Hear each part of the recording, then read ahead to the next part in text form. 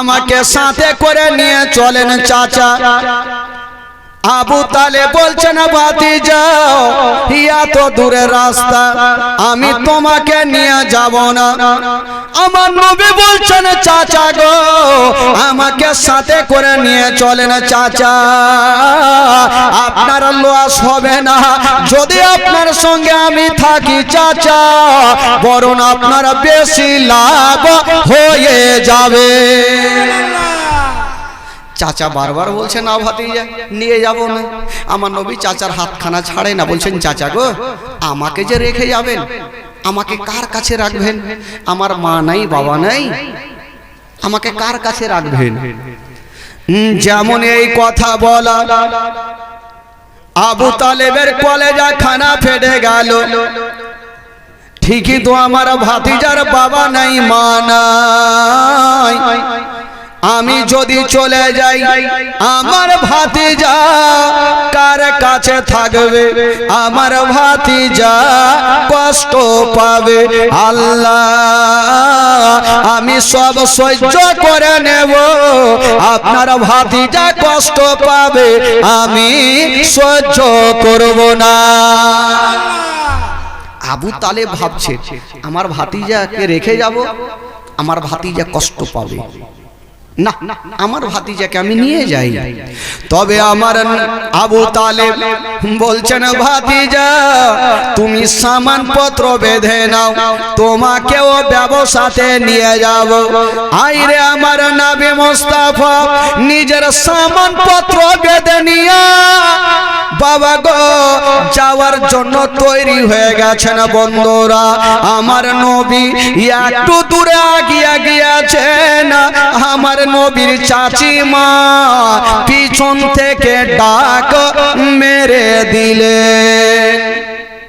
আমার নবীর চাচিমা আবু তালেবের স্ত্রী পিছন থেকে একটা ডাক মারলেন।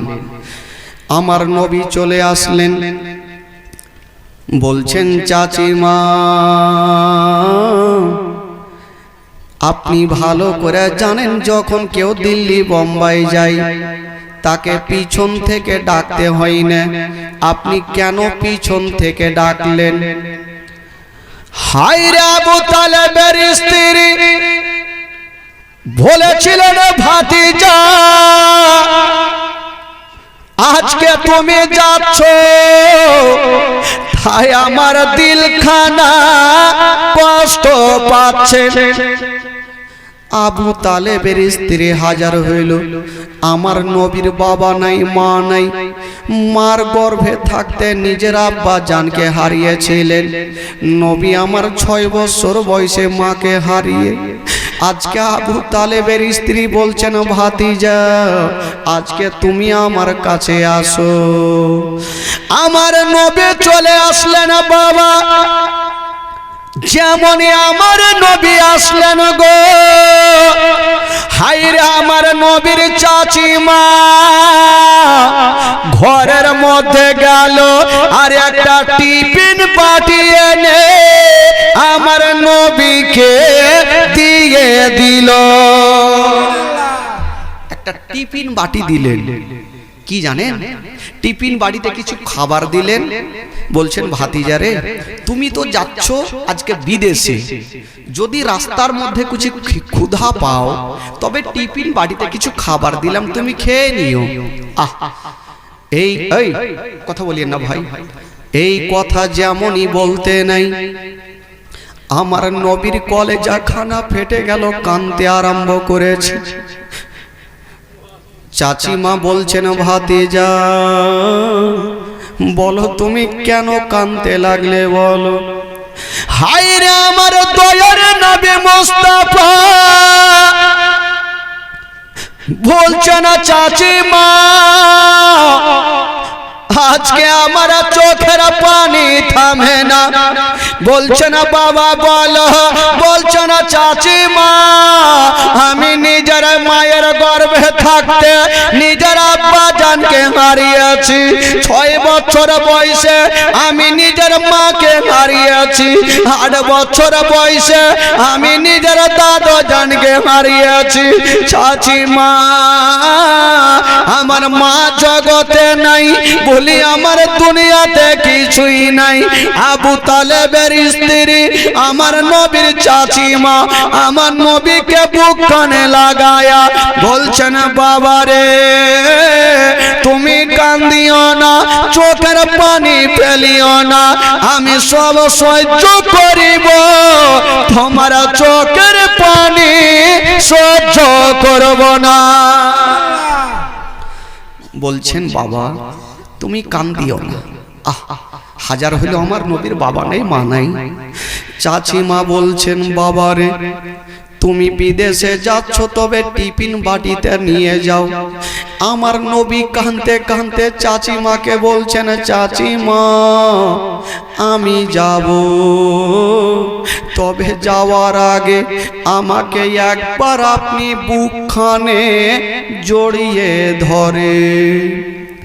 হায়রে নবীর চাচি মা আমার নবীকে টেনে যেন বুক কানে ভরে নিয়েছেন। বাবা যেমনই ভুকে লাগিয়েছেন একবার কপালে চুমা দিয়া আমার নবীকে নিয়ে বাবা গো বুকখানে আছেন।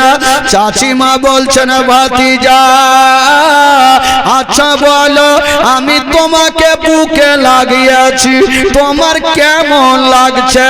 আমার নবী বলছেন, চাচি মা আজকে আপনি আমাকে বুকে লাগিয়েছেন, মনে হচ্ছে আমি আমার মায়ের বুকে লেগে গেছি। চাচি মা মনে হচ্ছে আমি মার বুকে লেগে গেছি।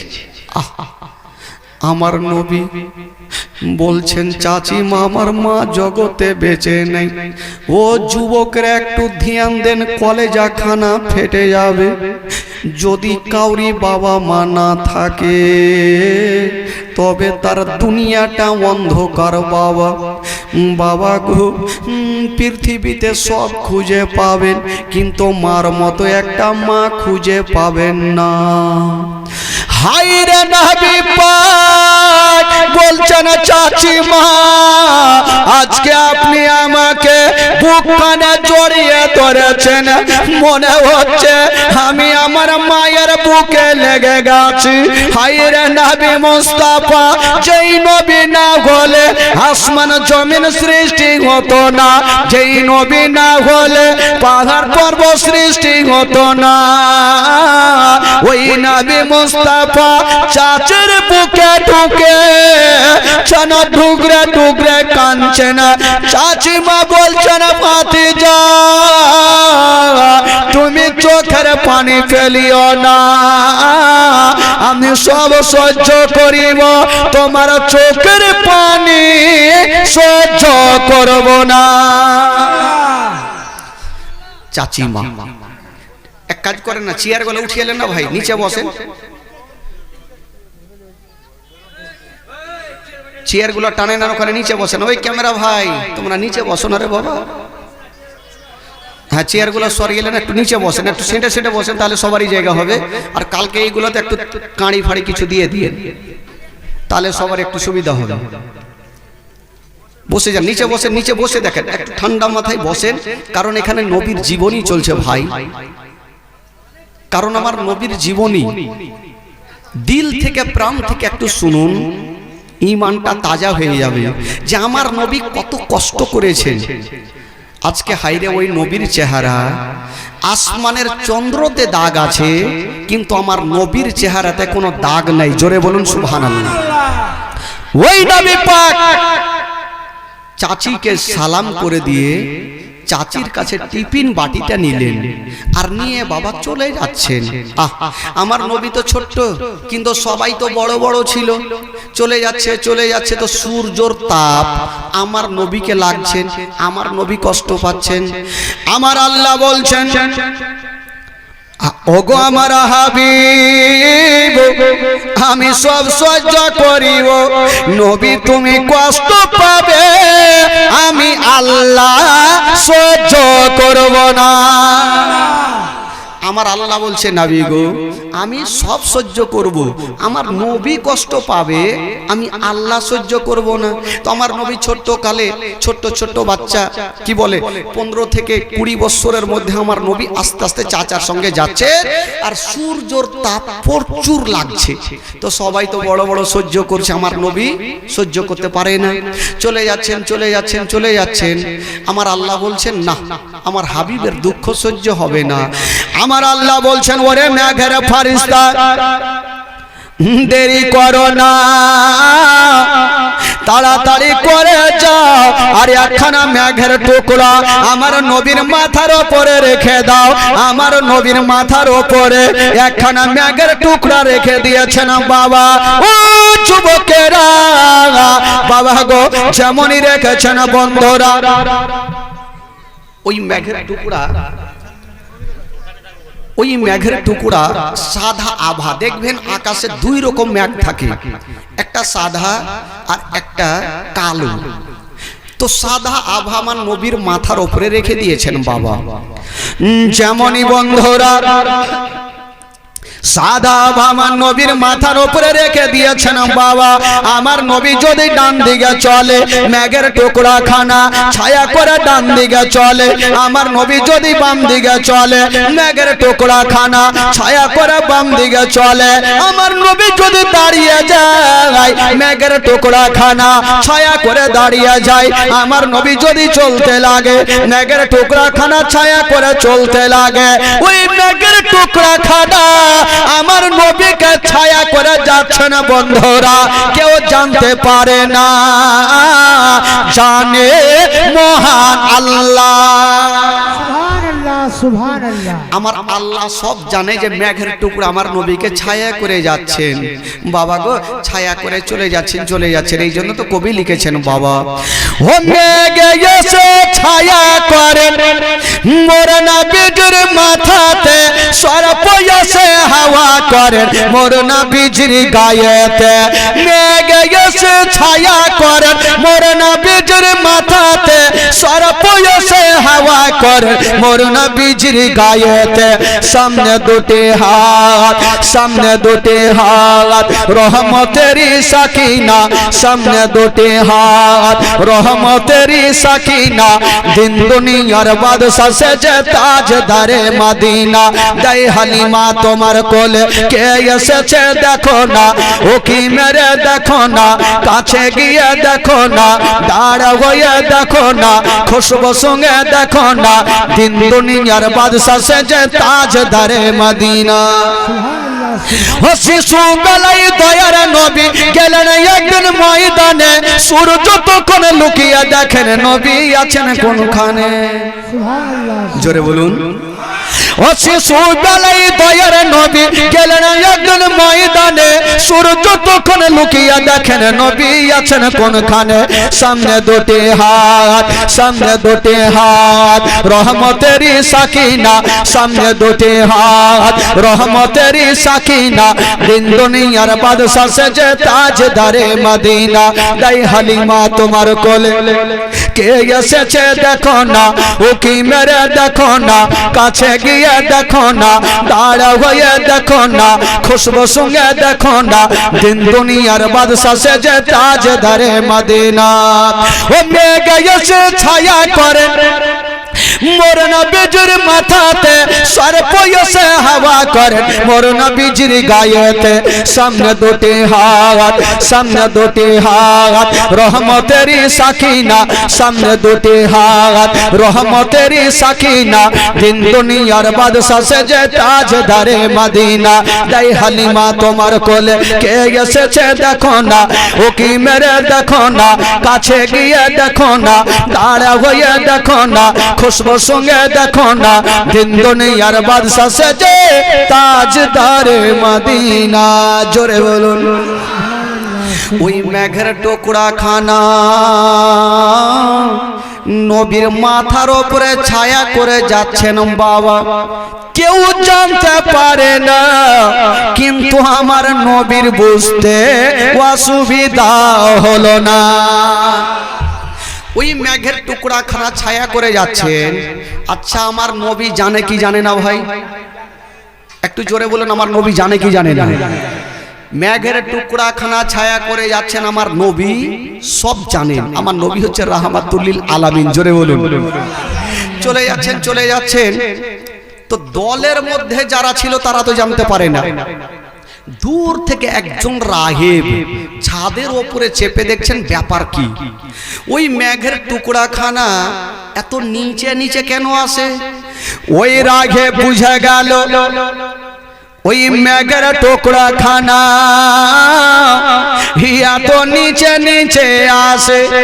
রাগে বুঝে গেল ওই দলের মধ্যে না হয় আল্লাহর ওলি আছে, না হয় আল্লাহর নবী আছে। রাহে বুঝে গেল না হয় আল্লাহর ওলি আছে, নচেত আল্লাহর নবী আছে। না তো এত মেঘের টুকরা খানা নিচে নিচে কেন যাচ্ছে? রাগে বলে একটা লোককে ডেকে বলছেন, শোন। একটা গোলামকে ডাকছে আর বলছেন তাড়াতাড়ি করে যা, আর ওই যে দলটা চলে আসতেছে দলটাকে নিমন্ত্রণ করে আসো। তো রাহেবের ওই গোলামটা বড় বড় চোখ করে দেখছে, কারণ জানেন গোলামটা একটু দাঁড়ান, ওদিকে ধ্যান দিন না। রাহেব গোলামটা বড় বড় চোখ করে দেখছে, কারণ গোলামটা ভাবছে সূর্য কোন দিকে উঠলো যে রাহেব জীবনে কাউকে নিমন্ত্রণ দেয়নি, দুটা দানা পর্যন্ত খাওয়াইনি, আজকে নিমন্ত্রণ দিচ্ছে। তার মানে কোনো উদ্দেশ্য গ্যারান্টি আছে কি? নিমন্ত্রণ দিয়ে খেতে দিবে কি দিবে না তার কোনো গ্যারান্টি নেই। তো গোলামটা কিন্তু নিমন্ত্রণ দিতে যাই না। তো রাহে বলছে যাও, নিমন্ত্রণ দিতে বললাম তুমি যাও। বলে হুজুর আমি নিমন্ত্রণ দিতে যাব, আমাকেই তো খারাপ লাগছে, আপনি খাওয়াইবেন কি খাওয়াইবেন আমার কোনো গ্যারান্টি লাগে না। বলছে তাড়াতাড়ি করে যাও। ওই গোলামটা যাচ্ছেন বাবা ওই দলটার দিকে। আবু তালেবের সাথে আমার নবীর সাথে যারা যারা ছিল তারা বলছেন, ওগো আবু তালেব আমরা এত দূরের রাস্তা যাব, একটু খাসতে গেছে, একটু গাছের তলাতে আরাম করে এলেন। সবাই গাছের তলাতে বসে গেছেন বাবা, আর আমার নবীও গাছের তলাতে বসেছেন। ও যুবক বন্ধুরা একটু ধ্যান দেন বাবা, ওই লোকজন সবাই গাছের তলাতে বসেছেন, আমার নবীও গাছের তলাতে বসেছেন। আর ওই মেঘের টুকরা খানা বাবা গো ওই গাছের ওপরে ছায়া করে আছে। মেঘের টুকরাখানা গাছের উপরে ছায়া করে আছে, কেউ তো জানতে পারে না। তো রাহেব একটা লোককে গোলামকে পাঠালো, গোলামটা চলে আসলো। হ্যাঁ গো আপনাদের মধ্যে মালিক কে আছে? আবু তালেব দলের মধ্যে মালিক ছিল, উনি বলে আমি আছি। বলে যাওয়ার আগে ওই যে রাহেব আপনাদের নিমন্ত্রণ করেছে দুটা খাওয়া দাওয়া করে যাবে। তো ফিরির খাবার পাইলে কে ছাড়বে ভাই? জীবনে ছাড়াই যাবে না। এবার লোকজন যারা ছিল আবু তালেবের সাথে আমার নবীর সাথে তারা আলোচনা করছে, হারে এতবারে রাস্তা ধরে আসলাম জীবনে নিমন্ত্রণ পাইলাম না, আর এই ছোট্ট ছেলেটাকে নিয়ে আসলাম আমরা নিমন্ত্রণ পেয়ে গেলাম। আমরা এত বড় আসলাম জীবনে কেউ দুটা দানা পর্যন্ত খাওয়াইনি, পানি পর্যন্ত দেয়নি, আর আজকে নিমন্ত্রণ পেয়ে গেলাম। যাকে নিমন্ত্রণ যখন পেয়ে গেলাম তো খুব ভালো, চল খেতে যাবো। তো সবাই যখন খেতে যাচ্ছে তো একটা লোক বলছেন আবু তালেবকে, হুজুর আমরা যে সবাই খেতে যাবেন তো আমাদের মালগুলা কেটে যোগাবে। একটা লোক বলছে হুজুর এক কাজ করেন, আপনার ছোট্ট ভাতিজাকে ওই গাছের তলাতে মালের কাছে বসার মালগুলা যোগাবে, আর আমরা চলেন খাওয়া দাওয়া করে আসি। আমার নবী মনে মনে বলছে যারে বেটা যা, কে খাইতে দেয় দেখছি। আসলে বলুন তো কার জন্য নিমন্ত্রণ করছে ভাই? আচ্ছা আমার নবীকে রেখে যাবে তো খাইতে দিবে? যা হুড় কালিয়া না ঠাঠাই। তো আবু তালেব বলল যখন তোমরা ভোট দিচ্ছ আমার কিছু করার নেই, যাই তাহলে ভাতিজা রে এক কাজ করো তুমি থাকো আর ওই যে তোমার চাচি যে টিফিনটা দিয়েছিল ওই টিফিনটা দাও আমরা খাওয়া দাওয়া করে লাস্টে তোমার জন্য নিয়ে চলে আসবো। আমার নবী মনে মনে বলছে যা রে বেটা যা দিবে হুড়কা খানা যা। আমার নবী থাকলেন আর সবাই কিন্তু খেতে চলে গেছে, সবাই চলে গেছেন বাবা লাইন ধরে বসেছে, থালা দিয়েছে পানি দিয়েছে, এখন পর্যন্ত ভাত দিল না। রাহেব বলছে দাঁড়া ভুল করে ও ভাত দিবি না। লোকজন বলছে বেটা নিমন্ত্রণ করছে আর বলছে ভাত দিবি না। গোলামটা দেখছে 22 বছর থেকে চাকরি করছে আমার মালিক জীবনে কাউকে দুটা দানা খাওয়াইনি আর আজকে এত লোককে নিমন্ত্রণ দিয়েছে, ই তো বেজ্জত করবে, কাউকে দিবে না খাইবে। রাহে বলছে দাঁড়িয়ে যাও খাবার দেব, তবে একবার আমি সর্বপ্রথম ছাদের ওপর থেকে আসিব। লোকজন ভাবছে এই ছাদের উপরে যাবে কি ব্যাপার, এর কি হুড়কা আনতে যাবে নাকি ঠাঠে বের লেগে? নিমন্ত্রণ দিলে থালা দিলে পানি দিলে বলছে ছাদে যাব। সবাই চুপচাপ বসে আছে। রাঘবের মনের ধারণা কেন ছাদে গিয়েছিল, রাঘবের মনের ধারণা নবী যদি আমার বাড়িতে চলে আসে তবে ম্যাগের টুকরা খানা আমার ছাদের ওপরে থাকার কথা। রাহেবের মনের ধারণা যদি নবী আমার বাড়িতে আসে তো ম্যাগের টুকরা খানা কোথায় থাকতে পারে ভাই? ছাদের উপরে থাকবে।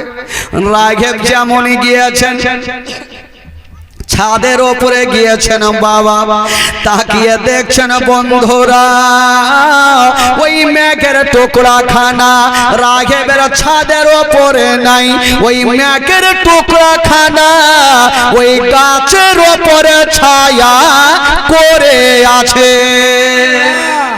জোরে বলুন সুবহানাল্লাহ। রাঘব চট করে নিচে আসলে বলে দাঁড়া, ভুল করে ও ভাত দিবি না। লোকজন চিন্তা করছে বেটাকে কোনো জিন ভূতে ধরেছে নাকি, ভাত দিবি না? তো রাহে বলছে ভাত জীবনেও দিব না, আগে তোমরা আমার উত্তর দাও। যেটার জন্য নিমন্ত্রণ করেছে সেটা আশা পূর্ণ না হলে খাইতে দেয়। বলছে আচ্ছা বলো তোমাদের মধ্যে গাছের তলাতে কি কেউ আছে? এই লোকজন চিন্তা করছে বেটা জানলে কি করে। আবু তালেব বলল কেউ নেই, আমার একটা ছোট্ট ভাতিজা আছে। বলছে তাড়াতাড়ি করে নিয়ে আসো, নচেত যে পানি খানা দিয়েছি ওই পানি খানাও কেড়ে নিব। এই চিন্তা করছে একে কোনো মারাত্মক জিন ভূতে ধরেছে। কিন্তু দেখেন ঘটনা কোন দিকে যাচ্ছে ভাই। তো আবু তালেব বলল কথা বাড়িয়ে লাভ নেই, যখন খাইতে নিমন্ত্রণ করেছে তো নিয়ে চলে আসি ভাতিজাকে। গেল আর আমার নবীকে নিয়ে চলে আসলো। যেমনই এসেছেন বাবা রাগে বলছেন একটু দাঁড়িয়ে যাও, এবার আমি ছাদের ওপর থেকে আসি। বাবা গো যেমন ওই রাগে ছাদের ওপরে গিয়েছেন বাবা, ছাদের ওপরে গিয়া যেমনই তাকিয়ে দেখছেন মা ওই মেঘের টুকরা খানা রাঘবের কি বলে ওই গাছের ওপরে নাই, ওই মেঘের টুকরা খানা রাঘবের ছাদে ছায়া করে আছে। রাঘব চট করে নিচে নামলো আর নামার পর বলছে এবার যত পারবি খাওয়া। এবার ফ্রির খাবার যদি কেউ পায় ও কি কম করে খাবে ভাই? কম খাবে? তাল কি মারছে? ফ্রির খাবার পাইলে কম খাইবে না ভাই। এমনও লোক আছে ফ্রির খাবার যদি পাইয়া লাই তো খাইতে খাইতে ডোড়া পর্যন্ত ছিঁড়ে দিবে। ডোড়া বুঝলেন তো? ডোড়া কোমরে একটা দিয়ে রাখেন, ওটাকে কি বলে আপনাদের? দড়ি? ডোড়? বাপের কালে শুনিনি। কিছু লোক আছে যদি ফ্রির খাবার পাইলে তো ডোড় পর্যন্ত ছিঁড়ে দিবে। বিয়ে বাড়ির খাবার তো যারা যারা ছিল চটিয়ে খাচ্ছে ওদের মধ্যে একটা জোকারি লোক ছিল, ও লম্বা করে ঢেকুর মারছে আর সুর করে বলছেন, আল্লাহ তুমি খিলাইলা আমি খাইনু, কাহুরি বাপের খাইনি। তোরা এবার মিজাজ খারাপ হবে কি হবে না? খিলাইনু আমি, আর তুই বলছে আল্লাহ খিলাইলা কাহুরি বাপের খাইনি। রাহেব তো একদম রেগে লাল হয়ে গেছে। আবু তালেব বুঝাইছে, পাগলা এরকম যদি বলবি তো যেটি দানা দিয়েছে ওইটিও কেড়ে নিবে, বলিস না ভুল করে। বলে আর বলি আর বলবো না। আবার খাচ্ছে, খেতে খেতে বলছেন আল্লাহ, যার যেটা অভ্যাস কি ভুলতে পারে। আবার বলছেন আল্লাহ তूने खिलाया मैंने खाया किसी का बाप का नहीं खाया। রায়ে বলছে যখন তুই কাউরি দানা খাইসনি তোর লল্লিতে হাত ভর আর আমার ভাত ভরিয়ে দে। আবু তালেব বুঝাইছে, পাগলা ছেড়ে দে রে, আর বলিস না, না হলে যেটি দিয়েছে ওইটিও কেড়ে নিবে। ঠিক আছে আর বলবো না। বেরাদার খাচ্ছেন, খাওয়া দাওয়া শেষ হইল।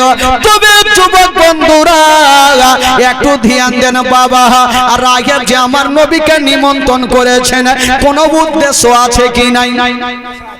আচ্ছা বলুন, উদ্দেশ্য আছে কি নাই?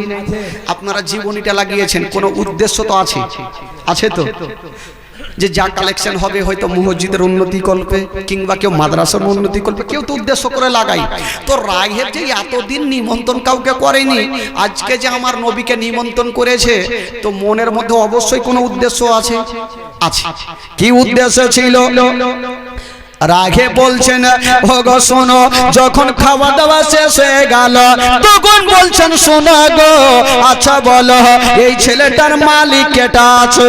আবু তালেব হাত তুলে বলল, এখনকার মতো আমি মালিক আছি।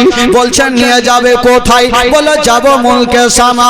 ওই রাগে বলছেন, ওগো আবু তালেব একটা কথা শুনে নাও, যদি আমাকে পারমিশন দিয়ে দাও তবে আপনার ভাতিজাকে নিয়ে আমি একটু ঘরের মধ্যে যাব। আবু তালেব বলছেন, ওগো রাহেব আপনি আমাদের নিমন্ত্রণ করেছেন, খাবার খাইয়েছেন, আপনি 5 মিনিট কেন, আপনি যতক্ষণ পারেন নিয়ে যান। ওই রাহেব আমার নবী পাককে নিয়ে বাবা ঘরের মধ্যে চলে গেছেন। বাবা যেমনই ঘরে যেতে নাই আমার নবীকে একটা উঁচা জায়গাতে বসিয়ে দিয়েছেন, আর ওই রাহেব আমার নবীর চতুর্দিকে ঘুরতেছিল। কেন ঘুরতেছিল বাবা গো? মুখে কথা বলে না, শুধু চতুর্দিকে ঘুরে। রাহেব কেন ঘুরতেছিল কেউ জানতে পারে না। আমার নবীর বুঝতে অসুবিধা হলো না। রাহেব কেন ঘুরতেছিল কেউ জানতে পারে না, কিন্তু আমার নবীর বুঝতে অসুবিধা হলো না। কেন ঘুরতেছিল রাগে ভালো করে জানে, যদি শেষ জামানার নবী হয় তবে নবীর পিঠের ওপরে মোহরে নবুয়ত লাগা থাকবে। একবার যদি কেউ চুমা দিয়া দেয় তার জন্য জাহান্নামের আগুন হারাম হয়ে যাবে। এই জন্য রাগে ঘুরতেছিল। আমার নবী বলছেন, রাগেব তোমাকে ঘুরতে হবে না, হবে না, তোমার মনের আশা তুমি পূরণ করে নাও। বাবা গো ওই নবী পাক যেমনই বাবা গো নিজের জামা খানা নিজের কামিজ খানা একটু তুলে দিয়েছেন। বাবা যেমন তুলেছেন বন্ধুরা, ওই রাগেব দৌড় দিয়ে গেল আর আমার নবীর মোহরে নবুয়তকে চুমা দিয়ে দিল। আমার নবী বলছেন, ওগো রাগেব যাও, আজকে তুমি আমার মোহরে নবুয়তকে চুমা দিয়েছো, যাও যাও, আমি নবী তোমাকে বলে দিলাম তোমার জন্য জাহান্নামের আগুন হারাম হয়ে যাবে। জোরে বলুন। আচ্ছা বলুন তো, আমার নবীর জবান থেকে যে কথা বের হবে সেটা পূর্ণ হবে কি হবে না ভাই? একটু জোরে বলতে হবে। দুনিয়ার কথা মিথ্যা হবে, আমার নবীর কথা মিথ্যা হবে না। বাবা গো রাহেব খুশি হয়ে গেল যে নবী যখন বলে দিয়েছে আমার জন্য জাহান্নামের আগুন হারাম, হারাম, জাহান্নামের আগুন আমার কাছে আসতে পারবে না। রাহেব আমার নবীকে নিয়ে চলে আসলো। বলছেন, ওগো আবু তালেব আপনার ভাতিজাকে আপনি নিয়ে কোথায় যাবেন? বলে মুলকে শাম। বলে খবরদার যেও না। বললো কেন? বলে এই জন্য যেও না, আপনার ভাতিজা যদি যাই তবে জিন্দা ঘুরে আসবে না। বললো কেন? বলে এই জন্য আসবে আসবে না। আপনার ভাতিজা সাধারণ ছেলে হতে পারে না, আপনার ভাতিজা যদি হয় তবে শেষ জামানার নবী হবে। রাগে বলছেন ও গো আবু তালেব, যখন এই ছেলেটার 40 বছর বয়স হবে তখন ইসলাম প্রচার করবে, ইহুদিদের ধর্মকে বাতিল করে দিয়া ইসলাম ধর্ম চালু করবে, এই জন্য ঘুরতে দেবে না। আবু তালেব ভয় পেয়ে গেলেন বন্ধুরা। এবার ওই মুলকে সামগেলেন না, ওই কাছের বুসরা শহরে বিক্রি করে দিয়ে বাড়ি পৌঁছে গেল। আবু তালেব ভাবছেন দূরে গিয়ে হয়তো লাভ বেশি তো হয়তো, কাছের শহরে বিক্রি করে হয়তো লাভ হবে না। বাবা গো, হিসাব করে দেখা গেল যেমন হিসাব করেছেন দূরের শহরে গিয়ে যতটা লাভ হইতো না, কাছের শহরে বিক্রি করে তার থেকে ডবল লাভ হয়েছে। জোরে বলুন, আরো জোরে। বাবা গো, এই হচ্ছে আমার নবী, যার সাথে থাকবে তার জিন্দেগিতে লস হবে না ভাই, বরঞ্চ লাভ হবে। আমার নবী চলে আসলেন, থাকতে থাকতে আমার নবীর বয়স হয়ে গেল 25 বছর পূর্ণ। জোরে বলুন সুবহানাল্লাহ। বেরাদার বন্ধুগণ, 25 বছর যখন বয়স, একদিন ওই চুপচাপ থাকেন খালা, আবু তালেব একদিন আমার নবীকে একটা কথা বললেন, ভাতিজা আমার বোঝা হালকা করো। আমার নবী বলছেন চাচা গো, আপনি কি, আমি কি আপনার বোঝা হয়ে গেছি? বলো না ভাতিজা, আমার এটা বলার উদ্দেশ্য না, আমার বলার উদ্দেশ্য হলো তুমি বড় হয়েছো, এখন তোমাকে কিছু কাজ কাম করতে হবে। আমার নবী বলছেন আল্লাহ গো, আমি একখান খেয়াল ভেঙে 2 খান করি না, আমি কাজ কোথায় করব? আমার আল্লাহ বলছেন নবী গো, কাজ তোমাকে খুঁজতেও হবে না, বরং কাজ তোমাকে খুঁজে নিবে। আমার আল্লাহ বলছেন নবী গো, কাজ তোমাকে খুঁজতে হবে না, বরঞ্চ কাজ তোমাকে খুঁজে নিবে। কি কাজ করেছিলেন? মক্কা নগরে একটা মেয়ে ছিল, যে মেয়েটার নাম কেতাবে লিখছেন মা খাদিজাতুল কুবরা রাদিয়াল্লাহু তাআলা আনহা। ওই খাদিজার না 2টা বিয়ে হয়েছিল। ভাই আপনারা দাঁড়িয়ে কেন আছেন রে ভাই? ওই বসেন বসেন, হ্যাঁ বইসা থাকবে কত ভালো লাগবে। আসলে টাইট প্যান্ট পরেছে, বসতে পারবে। কালকে লুঙ্গি পিঠা আসবেন ভাই, একদম যেদিকে ইচ্ছে সেদিকে করতে পারবে, পারবে না? লুঙ্গি পিন্ধার মজা মৌলানা সাহেব বলছে, দেখো জালসা শুনছো শুনো, ঘুট্টি থেকে যেন লুঙ্গি না উঠে। নানা নাতি চলে এসে জালসা শুনতে, এই কথা মৌলানা সাহেব যখন বলেছে ঘুট্টি থেকে লুঙ্গি না উঠে, আমল করেছে, জালসা শুনতে কিন্তু বাড়ি চলে গেছে। যেতে যেতে একটা নদী আছে তো পার হয়েছে, তো দেখছেন উপার যখন গেল তো নাতির যত লুঙ্গি ছিল সব ভিজে গেছে, নানার লুঙ্গি কিন্তু গোটা শুকনা ভিজেনি। তো নাতি বলছে না না কি ব্যাপার, নাতিকে জিজ্ঞেস করছে, আরে নাতি তোর লুঙ্গি কেন ভিজলো? বলে মৌলানা সাহেব কি বললো, যে ঘুট্টির ওপর থেকে লুঙ্গি না উঠে তো পানি, অতটা পানি ছিল লুঙ্গি ভিজে গেছে, আমি তুলিনি। তো নাতি জিজ্ঞেস করছে না না আপনার লুঙ্গি কেন শুকনা? বলছে বলিও না, যেমন যেমন পানি বেড়েছে তেমন তেমন লুঙ্গি মাথায় তুলেছি। হ্যাঁ, যেমন পানি বেড়েছে লুঙ্গি তুলেছি, তো লুঙ্গির মতন মজা আছে ভাই। বেরাদরান ইসলাম বন্ধুগণ, বাবাজি পানি বললে তো প্যান্ট তুলতে পারবে না, লুঙ্গি তো তুলে দিবেন মাথার উপরে, এই হয়েছে ব্যাপার। বেরাদার বন্ধুগণ, বাবাজি একবার মহব্বতে বলে দিন সুবহানাল্লাহ। তো কালকে না পারলেও লাস্টের দিন লুঙ্গি পিনে আসবেন, যেহেতু খাইতেও হবে, হ্যাঁ লুঙ্গি পিনে আসবেন ভাই। বেরাদার বন্ধুগণ, বাবাজি ভাই আমার নবীর বয়স কত বললাম? জোরে বলুন কত বললাম? 25 বছর। একবার গোটা মাজমা হাত তুলে বলুন তো সুবহানাল্লাহ। জোরে বলুন ইয়া রাসূলুল্লাহ। মাশাআল্লাহ, হাত তুলে রাখবেন ভাই, সামনে তুলবেন, এইভাবে তুলিয়েন না, নাক মুখে লাগবে, কার দাঁত ভাঙবে মুশকিল আছে, তখন ফের হসপিটালে যেতে হবে। হ্যাঁ, তবে বন্ধুগণ বাবাজি, এবার আল্লাহ বলছেন নবী গো, তোমাকে কাজ খুঁজতে হবে না, আমি আল্লাহ তোমাকে কাজ এমনিতে তোমার কাছে পৌঁছে দিব। মক্কা নগরে একটা মেয়ে ছিল, যে মেয়েটার নাম বললাম খাদিজাতুল কুবরা রাদিয়াল্লাহু তাআলা আনহা।